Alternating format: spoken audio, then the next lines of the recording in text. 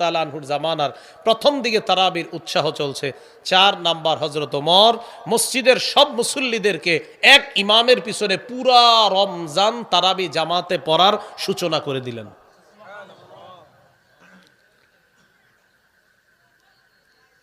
মা জাআ ফি কিয়ামি রমাদান শিরোনাম মুয়াত্তা মালিকের। এখানে ইয়াজিদ ইবনে রুমান থেকে বর্ণনা, তিনি বলেন কানান নাসু ইয়াকুমুনা ফি জামানি উমর ইবনুল খাত্তাব রাদিয়াল্লাহু তাআলা আন বিসালাসিন ওয়া ইশরিনা রাকআ।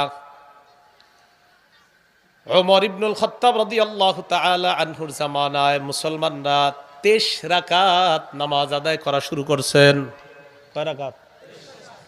20 রাকাত তারাবি, 3 রাকাত বিতির।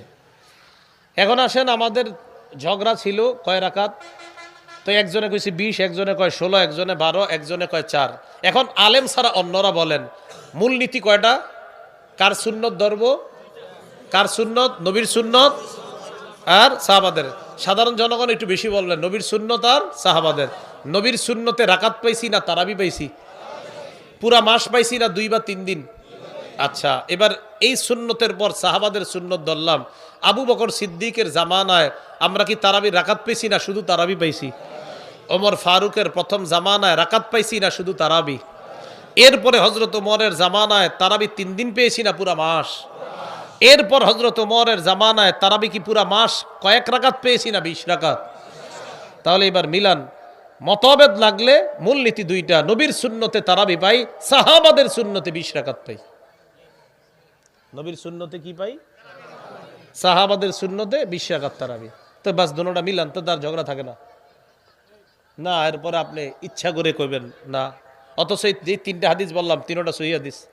আবু দাউদের 4607, নাসাইর 1578, ইবনে মাজার 42 নাম্বার, সব সহিহ হাদিস। মানে সহি মানে নাসিরউদ্দিন আলবানী রহমতুল্লাহ সবগুলারে সহি বলছে, আর কি কম।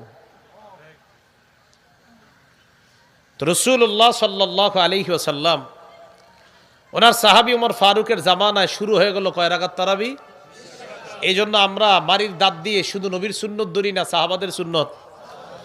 আচ্ছা, এবার বুঝেন, একটু আমার দিকে তাকান। আমি আপনাদেরকে বললাম ওনার কথা শুনেন, তাকান আমার দিকে। আমি আপনাদেরকে বললাম ওনার কথা শুনেন, তো ওনার কথা শোনা মানে কার কথা মানা? হ্যাঁ হ্যাঁ, বুঝা বলেন। আমি আপনাদেরকে বললাম ওনার কথা শুনবেন, তো ওনার কথা শোনা মানে কার কথা মানা? নবীজি বললেন আমার সুন্নত ধরো আর সাহাবাদের সুন্নত ধরো। নবীর সুন্নত ধরা মানিও নবীর কথা মানা, সাহাবাদের সুন্নত ধরা মানিও নবীর কথা মানা। আল্লাহ বুঝার তৌফিক দান করেন। মাহফিলে মসজিদে সবাই বুঝে, বুঝা বাহিরে গিয়ে মাথাটা আবার পেঁচ লাগায়।